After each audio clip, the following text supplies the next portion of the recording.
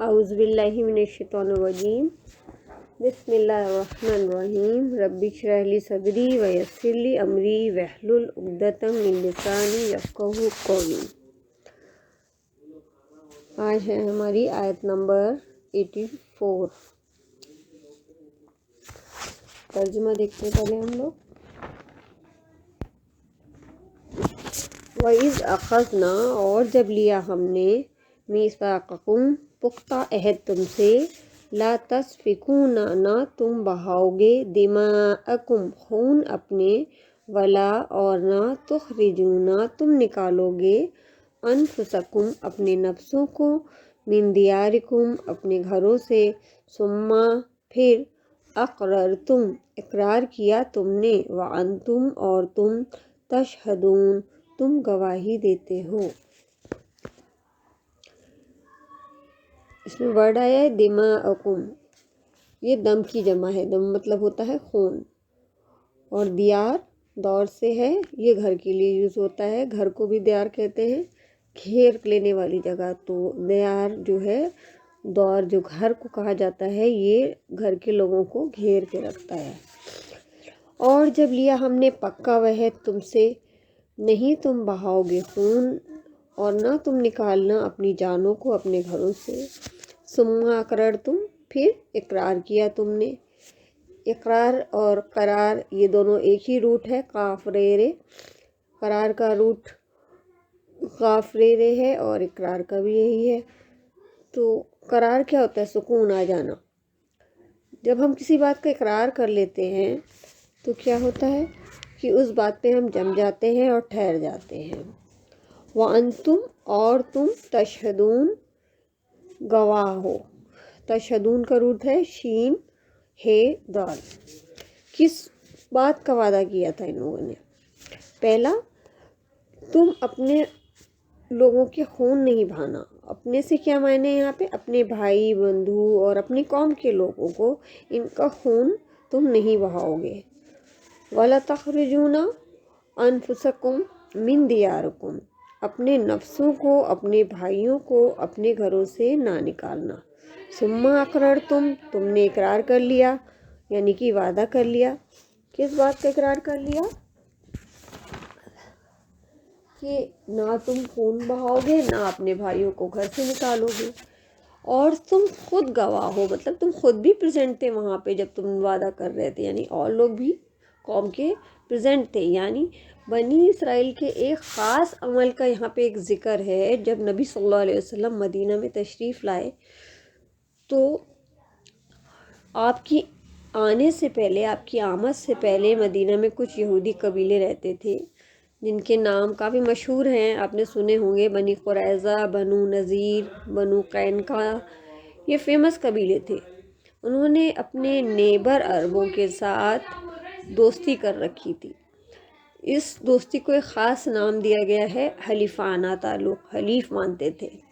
حلیف کا مطلب ہوتا ہے حلف اٹھانا، مطلب قسم کھانا، قسم کھا کر دوستی کرتے تھے کہ ہم ساتھ جئیں گے، ساتھ مریں گے، اور بہت پکی دوستی کی طرف ایک طرح سے اشارہ ہے۔ اور کون رہتا تھا مدینے میں اس وقت؟ اوس اور خزرج، یہ دو قبیلے بھی اس وقت مدینے میں رہتے تھے۔ تو بنو قریظہ نے اوس کے ساتھ حلیفانہ تعلق قائم کر رکھے تھے، اور بنو نذیر اور قینقاع نے خزرج کے ساتھ۔ اور یہ سب کچھ کیوں تھا؟ صرف دنیاوی سیاست اور دنیاوی مفادات یا ایڈوانٹیجز کے لیے، یعنی آپس میں گروہ بندی کر رکھی تھی اور دشمنوں کے ساتھ تعلقات قائم کر رکھے تھے، جن تعلقات کو حلیفانہ تعلقات کہا جاتا تھا۔ اس میں کیا تھا کہ اگر تمہارے خلاف کوئی لڑنے آئے گا تو ہم تمہارے ساتھ ان کے خلاف لڑائی کریں گے۔ جب اوس اور خزرج میں باہم لڑائی ہوئی تو اوس کے حلیف بنو قریظہ وہ کس سے لڑے؟ صرف خزرج سے نہیں لڑے، بلکہ حلیف دو یہودی قبیلے جو کہ بنو نذیر اور بنو قینقاع سے بھی ان کی لڑائی ہوئی۔ اس چیز سے اللہ تعالیٰ نے انہیں منع کر رکھا تھا۔ اور جب لیا ہم نے پختہ عہد، لا تسفکونا نہ تم بہاؤ گے دماءکم خون اپنے، ولا تخرجون اور نہ تم نکالو گے انفسکم اپنے نفسوں کو، من دیارکم اپنے گھروں سے، ثم اقررتم پھر اقرار کیا تم نے، وانتم تشہدون اور تم گواہ تھے۔ حالانکہ تم نے یہ بات وعدہ کر رکھی تھی اللہ تعالیٰ سے کہ تم اپنے لوگوں کو ان کے گھروں سے نہیں نکالو گے اور ان کے خون نہیں بہاؤ گے، تم نے اس کا اقرار کیا تھا لیکن تم نے اس بات کو نہیں مانا۔ آیت نمبر 85 ترجمہ دیکھتے ہیں۔ ثم پھر تم ہؤلاء وہی لوگ ہو، تقتلون تم قتل کر ڈالتے ہو، انفسکم اپنے نفسوں کو، وتخرجون اور تم نکال دیتے ہو، فریقاً ایک گروہ کو، منکم اپنوں میں سے، من دیارہم ان کے گھروں سے، تظاہرون تم چڑھائی کرتے ہو، علیہم ان پر، بالاسم سات گناہ کے، والعدوان اور زیادتی کے، وَإِنْ اور اگر، یأتوکم وہ آئیں تمہارے پاس، اسارا قیدی بن کر، تفادوہم تم فدیہ دے کر چھڑاتے ہو انہیں، وہوا اور وہ محرم حرام کیا گیا تھا، علیکم تم پر، اخراجہم نکالنا ان کا، افتؤمنون کیا پھر تم ایمان لاتے ہو، ببعض بعض حصے پر، الکتابی کتاب کے، وتکفرون اور تم کفر کرتے ہو، ببعض ساتھ بعض کے، فما تو نہیں، جزاؤ بدلہ، من اس کا جو، یفعلو کرتا ہے، ذالک یہ، منکم تم میں سے، الا خزی مگر رسوائی، فی الحیوات الدنیا زندگی میں دنیا کی، ویوم القیامت اور دن قیامت کے، یردون وہ لوٹائے جائیں گے، الی اشد عذاب طرف شدید ترین عذاب کے، وما اللہ بغافل اور نہیں اللہ غافل، عما تعملون اس سے جو تم عمل کرتے ہو۔ تو اللہ تعالیٰ فرما رہا ہے کہ تم تو وہ لوگ ہو جو قتل کر دیتے ہو اپنے نفسوں کو، یعنی کہ اپنے بھائیوں کو، اور تم نکالتے ہو ایک گروہ کو اپنے میں سے، ان کے گھروں سے، اور تم چڑھائی کرتے ہو ان پر۔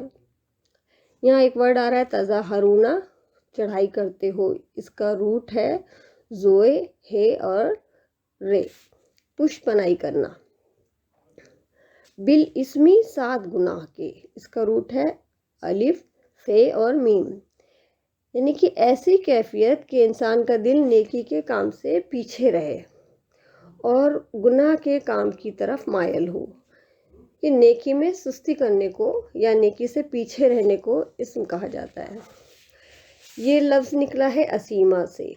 اسیمہ ایسی اونٹنی جو کہ تیز چلتی ہو، چل سکتی ہو لیکن جان بوجھ کے وہ تیز نہ چلے۔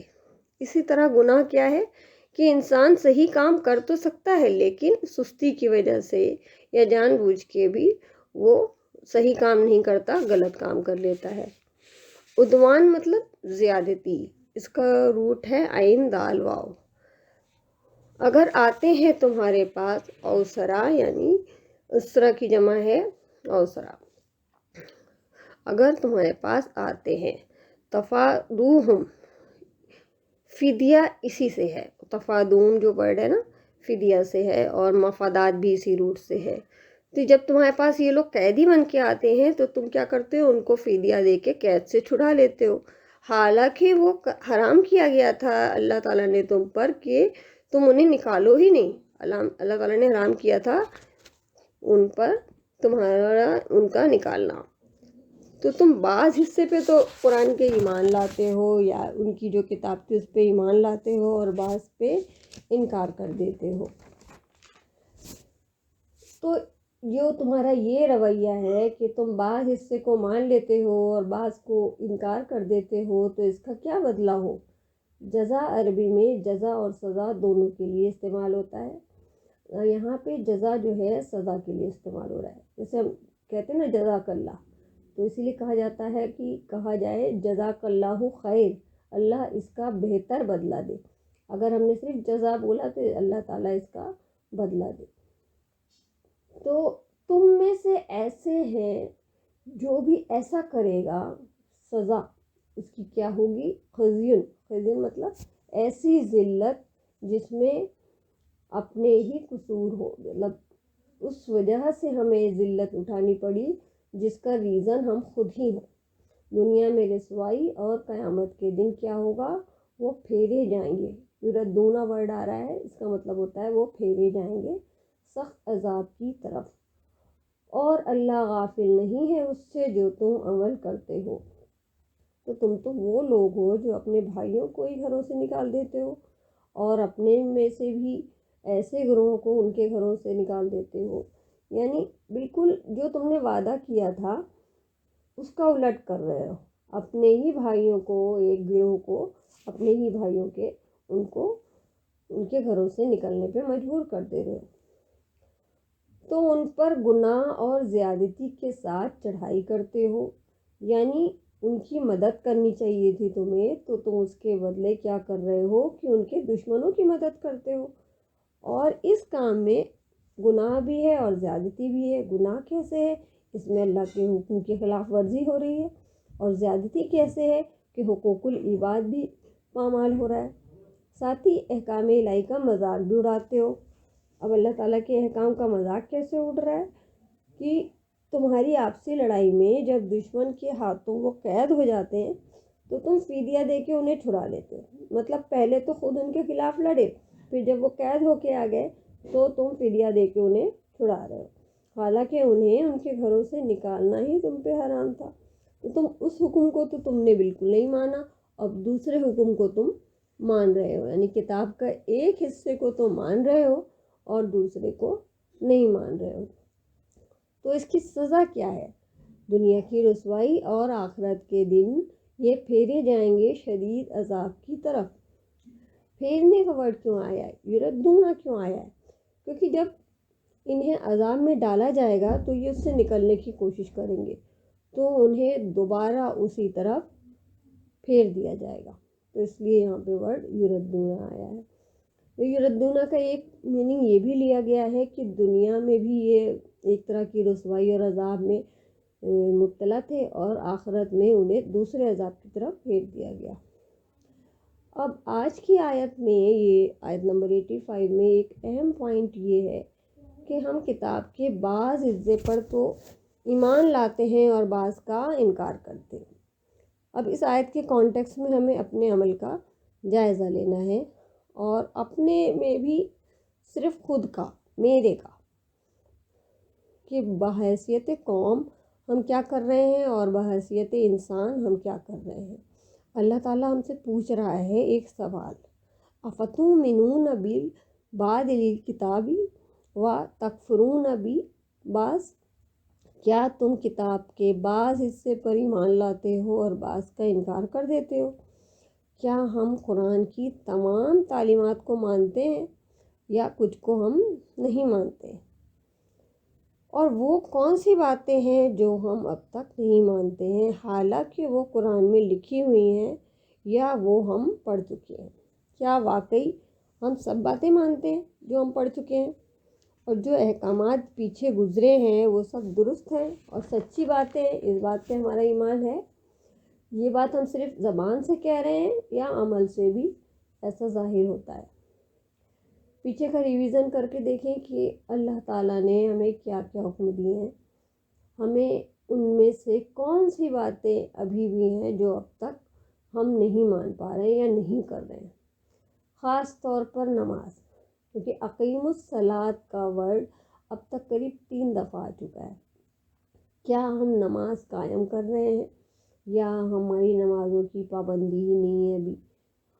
اور اگر ہم پابندی کرنے میں کامیاب ہو گئے ہیں تو وہ ہماری قائم کرنے والی نماز ہے یا ہم صرف زبان سے رٹا رٹایا پڑھ رہے ہیں؟ کیا زکوٰۃ فرض ہے تو ہم دیتے ہیں یا دے چکے ہیں، یا اس کے علاوہ بھی ابھی باقی چیزیں، جیسے کہ پچھلے آدھے پارے میں ہم نے جو بھی احکام پڑھے ہیں ان کی ہم لسٹ بنا سکتے ہیں۔ اس کے ساتھ یہ بھی ہے کہ والدین کے ساتھ احسان، اور قریبی رشتہ داروں کے ساتھ احسان، یتیموں مسکینوں کے ساتھ احسان کو بھی اس میں شامل کریں۔ ان سب کے ساتھ اپنے رویے کو اب چیک کریں، ان سب کو باری باری اپنے دماغ میں لائیں اور اپنا بیہیویئر ان سب کے ساتھ چیک کریں۔ قرآن پاک دیکھیے صرف نالج گین کرنے کی کتاب تو ہے نہیں، بلکہ ایک آئینہ ہے ہمارے لیے کہ جس میں ہم اپنے چہرے کے داغ دھبے دیکھ سکتے ہیں، کہاں سے ہم خوبصورت نہیں لگ رہے ہیں، کیا چیز ابھی بھی خوبصورتی کے اس لیول پہ نہیں پہنچی جس پہ اللہ تعالیٰ ہمیں پہنچانا چاہتا ہے۔ جیسے کہ فیس ہم اپنا دیکھتے ہیں اور اس کی ایک ایک بال اور ایک ایک پمپل بھی ہم سے برداشت نہیں ہوتے، ہماری خوبصورتی میں وہ ہمیں داغ لگتے ہیں۔ تو جب ہم اللہ تعالیٰ کی کوئی بات نہیں مانتے تو کیا کوئی خوبصورتی ہماری متاثر نہیں ہوتی؟ کیا ہم کسی کی نگاہ میں نہیں گر رہے؟ کیونکہ جب ہم خوبصورت چہرے سے نہیں لگ رہے ہوتے تو ہمیں بہت فکر ہو جاتی کہ لوگ ہمیں برا سمجھیں گے، ہم ان کی نگاہ میں گر جائیں گے۔ لیکن جب ہم اللہ تعالیٰ کی بات نہیں مانتے تو ہم کس کی نگاہ میں گرتے ہیں؟ ہم اللہ تعالیٰ کی نگاہ میں گر جاتے ہیں۔ تو کیا اس سے ہمیں کوئی فرق نہیں پڑتا کہ ہم اللہ کی نظر میں گرے جا رہے ہیں؟ کیونکہ اللہ تعالیٰ فرماتا ہے کہ جس قوم کے پاس اللہ کی بات آئے پھر وہ نہیں مانے یا مرضی کی مانے اور باقی کی چھوڑ دے، پھر ان کو دنیا میں ذلت ملتی ہے۔ اور آج ہم دیکھیں کہ امت مسلمہ کا حال یہ کیوں ہے؟ جو بھی ہمیں ذلت اٹھانی پڑ رہی ہے ہر جگہ، اس کا ریزن کیا ہے؟ اس لیے ہے نا کہ ہم اپنی مرضی کی باتیں لیتے ہیں اس سے اور خود نہیں بدلتے، قرآن کو بدل دیتے ہیں۔ ہم چاہتے ہیں کہ کتاب ہی بدل جائے اور ہمیں نہ بدلنا پڑے، ہم جو کر رہے ہیں وہ صحیح کر رہے ہیں، اسے ہم چینج نہیں کر سکتے، کیونکہ ایسا رویہ دنیا کے لیے ہی نہیں آخرت کے لیے بھی نقصان دہ ہے، آخرت میں عذاب کی طرف پھیرے جائیں گے۔ اللہ تعالیٰ نے یہاں حق کے انکار کی بات کی ہے، انہوں نے نبی صلی اللہ علیہ وسلم کو پہچاننے کے بعد بھی آپ کا انکار کیا تھا، کنہوں نے؟ بنی اسرائیل نے، اور اس انکار کی وجہ بغی بتائی گئی ہے۔ بغی کا روٹ ہے بے غین یا، اور کچھ اور صفات بھی ہوتی ہیں جو انسان کو حق کی قبولیت کرنے سے روکتی ہیں، حق کی قبولیت کے راستے میں رکاوٹ ہوتی ہیں، جس میں سے پہلا ہے عجب، اس کا روٹ ہے عین جیم اور بے، دوسرا ہے تکبر، تیسرا ہے غضب، چوتھا ہے ریاکاری، اس کے بعد حسد، مال کی محبت، مرتبے کی محبت یعنی اسٹیٹس کی محبت۔ تو عجب کیا ہوتا ہے؟ عجب ہوتا ہے خود پسندی، اپنے بارے میں ایک ایسا احساس کہ میں بہت اچھا ہوں، I am the perfect one, اور اس کے نتیجے میں کیا ہوتا ہے کہ صرف وہ چیزیں لیتے ہیں جو خود کو بھائے یا سوٹ کرے، اور وہ چھوڑ دیتے ہیں جو اس کے خلاف ہو۔ اور تکبر کیا ہے؟ تکبر ہے خود کو بڑی چیز سمجھنا، تکبر کا روٹ ورڈ اکبر سے ہے نا، اکبر مطلب بڑا، سب سے بڑا، اپنے آپ کو بہت زیادہ بڑا سمجھنا۔ غضب کیا ہے؟ کسی پہ ناراضگی اگر ہو جائے تو اس کی کوئی بھی بات قبول نہیں کرنا، مطلب اگر وہ صحیح بھی کہہ رہا ہے تو بھی نہیں سننا، کیونکہ ہمارے دل میں اس کے لیے ناراضگی ہے۔ اور ریا کیا ہوتا ہے؟ دکھاوا کرنا۔ تو جب انسان دکھاوا کرنا شروع کر دیتا ہے، صرف دکھاوے کے کام کرنا شروع کر دیتا ہے تو حق کو وہ چھوڑ دیتا ہے۔ حسد کیا ہے؟ کہ جسے ہم پسند نہیں کرتے، جس سے ہمارے دل خوش نہ ہو، اس کی کوئی بھی بات ہم کیسے مانیں۔ اس کے علاوہ مال کی محبت، کہ اگر کسی حکم کو ماننے میں ہمارا کچھ مالی نقصان ہو رہا ہے یا کسی حکم کو نہ ماننے سے کچھ مالی فائدہ ہو رہا ہے تو اس کی وجہ سے بھی ہم حق کا انکار کر دیتے ہیں۔ اور سب سے لاسٹ ہے مرتبے کی محبت، اسٹیٹس کانشیس ہونا، کہ ہم اسٹیٹس کو بنانے کے لیے وہ کام کر دیتے ہیں جو کہ اللہ تعالیٰ کو پسند نہیں ہے۔ تو یہ کچھ ریزنز ہیں جو انسان کو حق کی قبولیت میں آڑے آتے ہیں۔ اب ہم خود کی انالیسس کریں کہ جب کوئی بات ہم نہیں مانتے تو اس کا بیسک ریزن ان میں سے کیا ہے؟ اللہ تعالیٰ نے یہود کو 4 عہد کے لیے منایا تھا، 4 عہد ان سے لیے تھے۔ پہلا کیا تھا کہ وہ ایک دوسرے کا خون نہیں بہائیں گے، دوسرا کیا تھا کہ ایک دوسرے کو جلا وطن نہیں کریں گے، ایک دوسرے کو ان کے گھروں سے نہیں نکالیں گے، ان کی جو چین سکون کی لائف ہے اس کو ختم نہیں کریں گے وہ۔ تیسرا کیا تھا کہ ظلم اور زیادتی پر مدد نہیں کریں گے۔ چوتھا تھا کہ فدیہ دے کے قیدیوں کو چھڑائیں گے۔ اب دنیاوی تعلقات کی وجہ سے جب اوس اور خزرج کی جنگ ہوئی تو ان کے حلیف قبیلے بھی ساتھ شریک ہو گئے، تو اس طرح یہود بامقابل یہود کے لڑ پڑے۔ اس طرح انہوں نے اللہ تعالیٰ کے کچھ احکامات کی تعمیل نہ کی، یا اللہ تعالیٰ کے کچھ احکامات کو نہیں مانا۔ کون سے تھے وہ احکامات؟ پہلا تھا تم ایک دوسرے کے خون نہیں بہاؤ گے، اور انہوں نے یہ حکم نہیں مانا اور ایک دوسرے کا خون بہایا۔ پھر اللہ تعالیٰ نے منع کیا تھا کہ تم ایک دوسرے کو گھروں سے نہیں نکالو گے، اور انہوں نے ایک دوسرے کے خلاف جنگ کی تو انہیں ان کے گھروں سے نکالا۔ پھر اللہ تعالیٰ کا حکم تھا کہ ایک دوسرے کی ظلم اور زیادتی پر مدد نہیں کرو گے، اور وہ مدد کر رہے تھے لیکن انہوں نے اس حکم کو بھی نہیں مانا اور ظلم و زیادتی پر مدد کی۔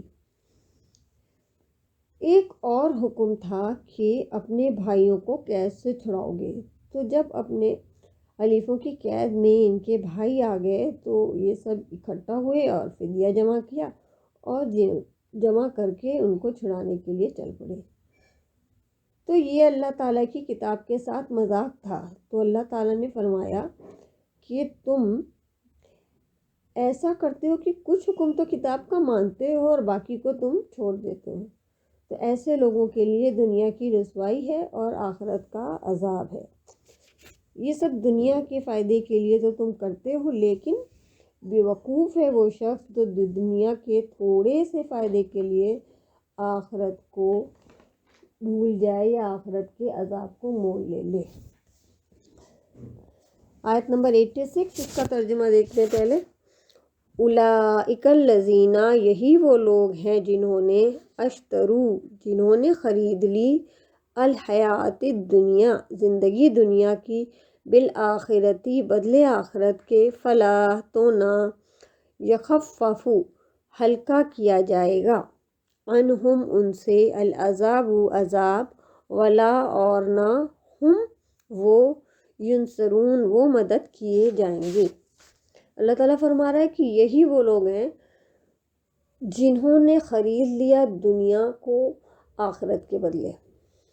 تخفیف، اس کا روٹ ہے خفف، ہلکا کرنا، اور اس کا مادی معنی بھی ہوتا ہے اور معنوی بھی۔ مادی معنی کی جیسے ہم نے ایک کتاب لی ہوئی ہے، اگر ہم اب اسے رکھ دیں گے تو کیا ہو جائیں گے، ہم ہلکے ہو جائیں گے۔ اور جیسے ہمیں کوئی کلاس لینی ہے سپوز، تو ایک کلاس کو صحیح طرح سے ڈیلیور کرنے کا ایک بوجھ ہوتا ہے، اور جب ہم کلاس لے کے جاتے تو وہ بوجھ کم ہو جاتا ہے، تو یہ اس کا معنوی معنی ہے۔ تو ان سے ہلکا نہیں کیا جائے گا عذاب، اور نہ وہ مدد کیے جائیں گے، کیونکہ انہوں نے آخرت کا عذاب مول لیا اور دنیا کمائی، دنیا کے کچھ فائدے اٹھائے۔